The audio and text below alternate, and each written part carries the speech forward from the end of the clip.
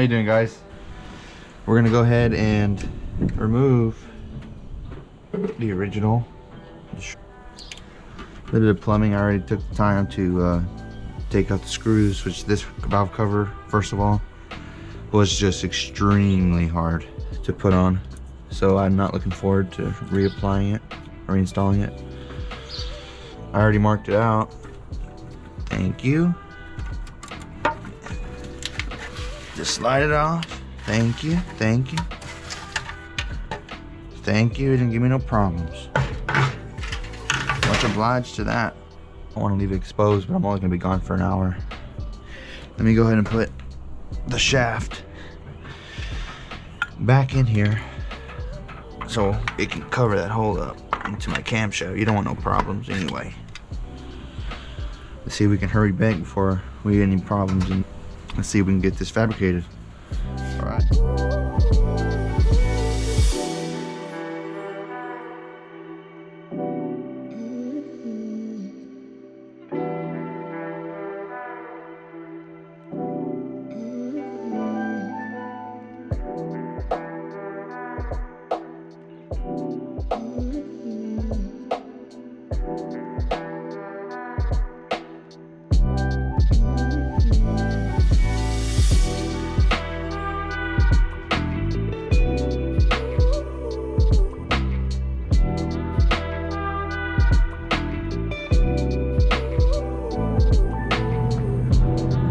Alex Beatty.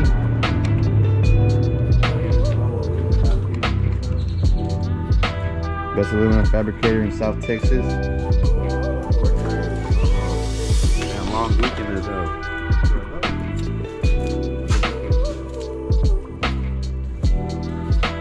Don't need aluminum work. You already know where to go. So basically, let's see if we can get on this side of it. Straight, probably like corner to corner on the edge of the.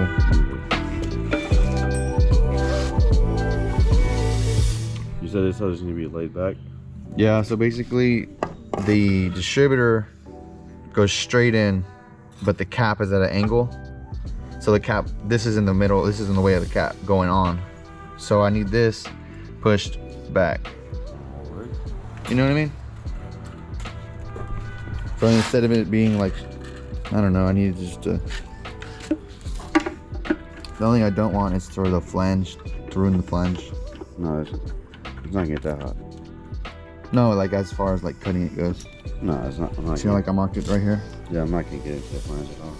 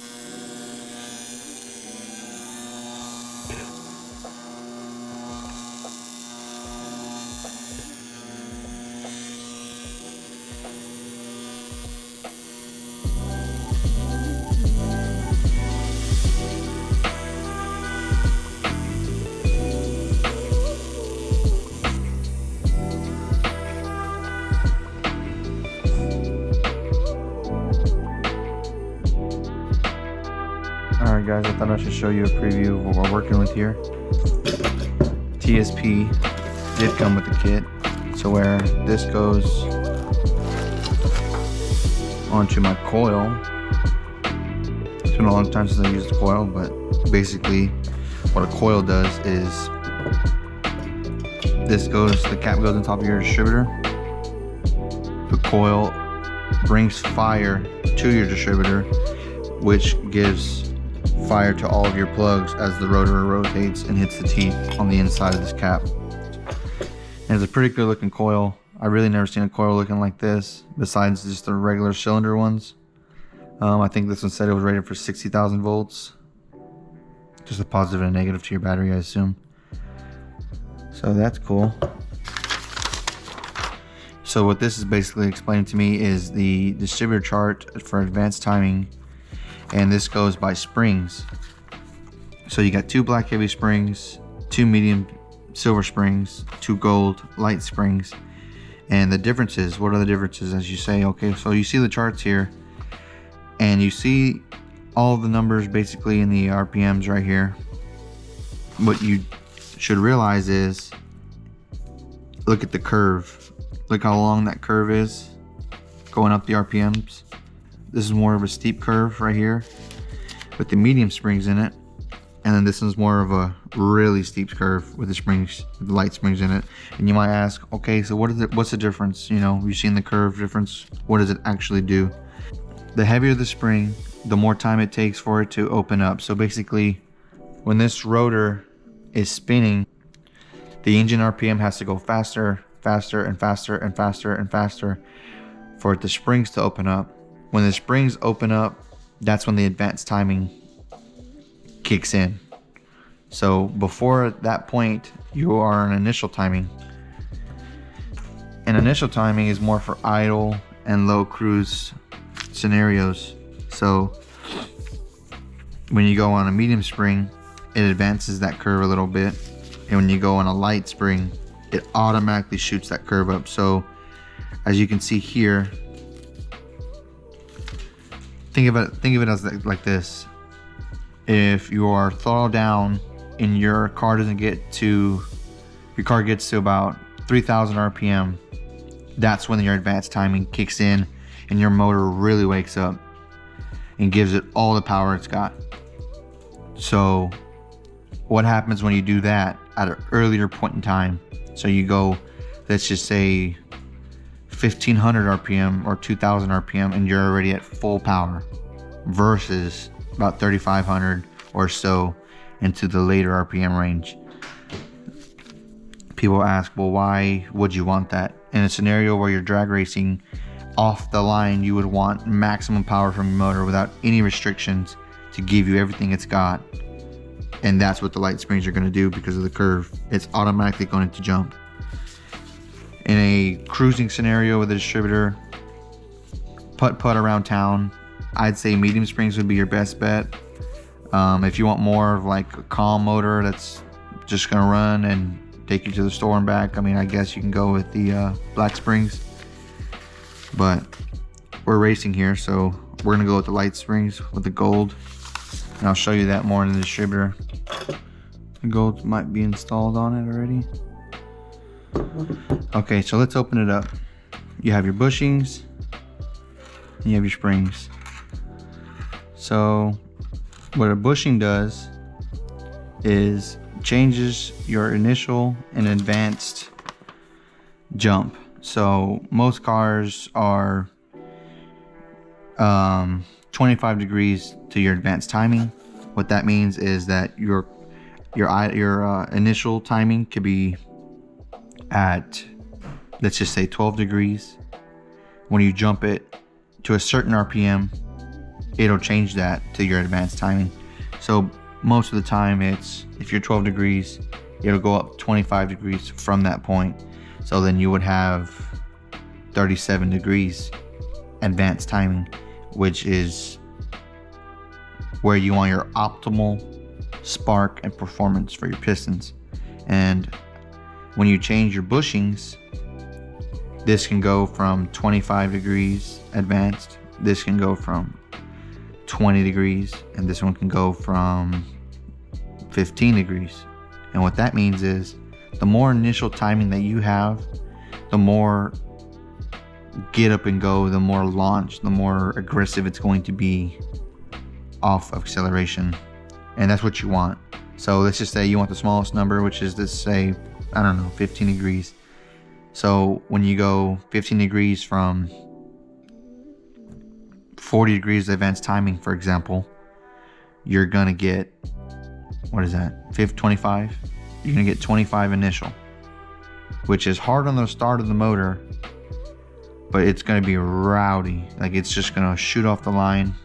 And if I don't know everything, so I'm still going along with it, but there are more people out there, more YouTube videos who know a lot more into detail with. Go ahead and take off this rotor cap. See what we have. There's your rotor. Okay, so here's what I was talking about, guys. When the rotor spins on a certain RPM, everything's closed, so you're on initial timing. When you get to a certain RPM, these open up like this. So you're on initial timing spinning, and then they open up at a certain point. When they open up, that's when you're at advanced timing, you're at full power on your motor. So what do the springs do? The lighter the spring, the faster they open. The faster they open, the more power you're gonna have at a lower RPM. So that's what that does. Put it on.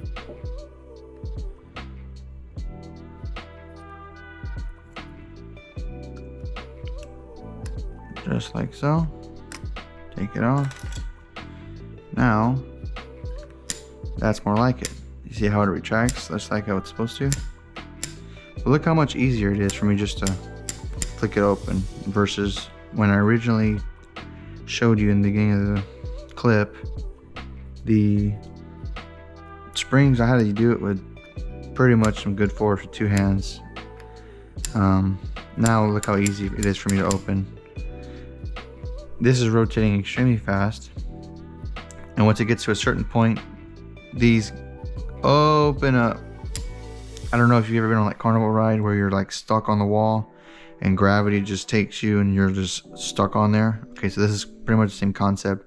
So when you get to a certain RPM, these will gradually get forced and gradually just open up and be stuck to the walls. And once it does that, it is advanced timing. And then when you let go of the RPM, it goes back down. What I want it to do is open up without any force, just lightly open up. So when you smash on the pedal, boom, they open up, boom, you're full power on your motor. That's exactly what you want. So I just thought I'd explain that to you. If you have a distributor motor, you might want to look into this. Make the world of a difference, really wake up your motor. And if you didn't know, now you do.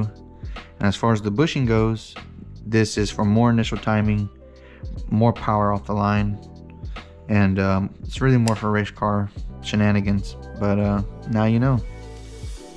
So let's put the rotor back on. All of your timing on an old school motor is controlled by this unit right here. And me changing my springs, me changing my bushings and stuff like that, that's exactly what I'm doing to time my motor and get more power out of my timing curve, and how aggressive it is and how aggressive it reacts and how it is off the line, etc. So that's exactly what I'm doing in this old school motor. And now, if you didn't know, you do now. If you want any more info and really get into it, there's other YouTube videos that can explain it a lot better than I can. What this controls is your piston. So you have your cylinder, and then you have your piston cylinder walls, and this is your piston. Your spark plug is right here, and it ignites. When your piston is coming up and it ignites too early, you're fighting the piston coming up and it's going back down, which is losing power.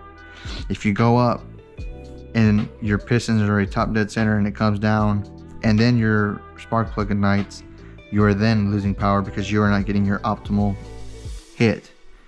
When you have your piston coming up and it ignites right at top dead center, or right to a certain degree, that gives it that optimal power and spark, which throws your piston back down, which gives you the most power. And as far as your cap goes, you have a firing order. So GM, Ford, Mopar have a lot of different firing orders for your specific motor or model. So now that we got that out of the way, let's go ahead and see how the valve cover fit, which it already did. And let's try to install this baby and get this motor running. Maybe we can see what it does on the road. So we're back. Obviously we got the distributor here, all set and done. I went ahead and took the time to put the valve cover back on, fit, put a new rubber gasket on there instead of a cork. We had originally cut it and fabricated it, and it didn't fit, so he had to refabricate it and make a little. So what happened was the rocker, or the cylinder head inside there, was hitting because it had a corner in there, so we had to take it out. Well, he took it out and made it an Audi instead of an innie, and it worked. So we're gonna leave it like that. Now,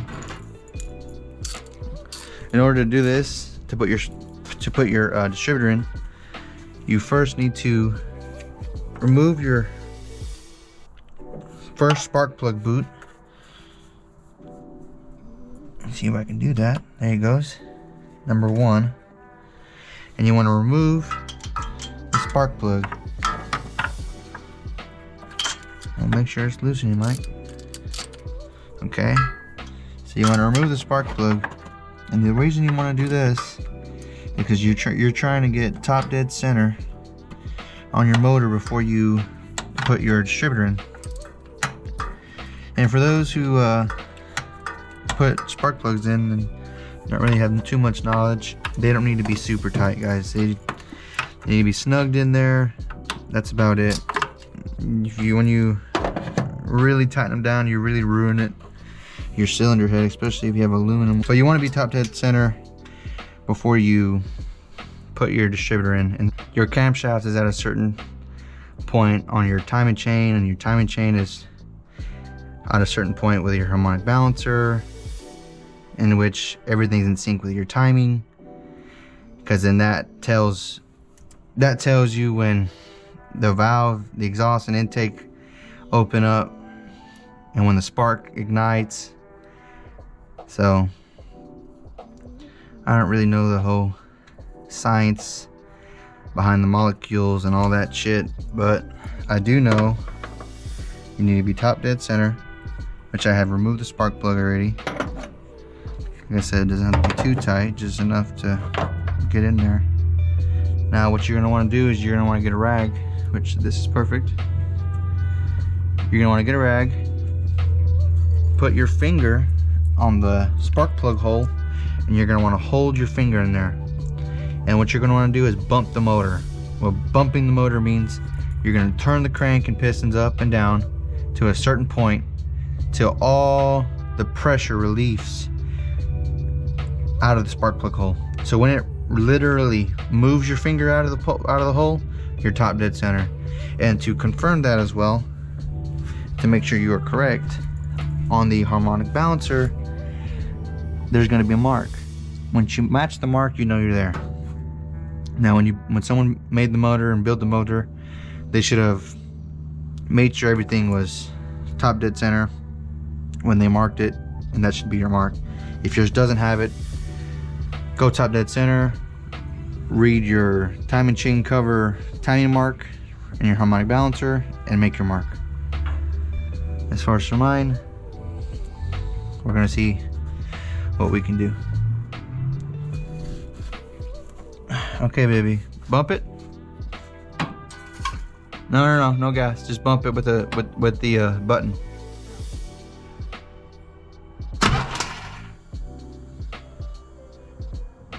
Bump it. Bump it. Bump it. Bump it. Bump it. Stop. That was a good bump. Okay, you're basically right there. Okay. Thank you, baby. Okay, so now that we got it top dead center, we can go ahead and put the #1 spark plug back in. The cylinder, just snug, will work. When you're putting your spark plug wire back on, just because you have it on don't mean you have it on. You want to feel for it, hear that click. Now, what you're going to want to do is have your rotor facing your #1 piston. I'm going to put that baby right there. Get these wires out of the way. You're going to want it facing #1. You have it sit in a little bit more. See how it went right in? And when you're locked like that, you know you're in the tooth. Steel plate right there. Crank it up by hand. Just snug enough to where you can still move your distributor, but not enough to where it's going to move on its own. You're going to want to take your distributor cap. You're going to want to put it on. You're going to push down on it and you're going to twist. So now your distributor cap is on there pretty snug. Now you got to wire it up. I kind of rigged it for now just to make it run, see if everything's fine. Then I'll clean everything up later. But as far as I know, everything should be running like it should. I haven't started it yet. Motor's still cold, headers are still cold. I got the firing order in, got the coil hooked up. Let's see if it turns on. A couple pumps.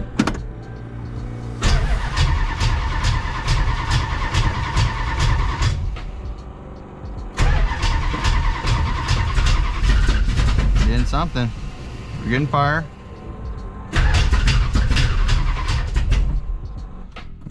Distributor.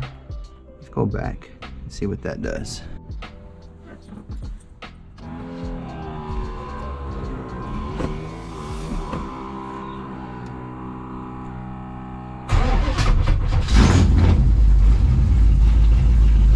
There it is.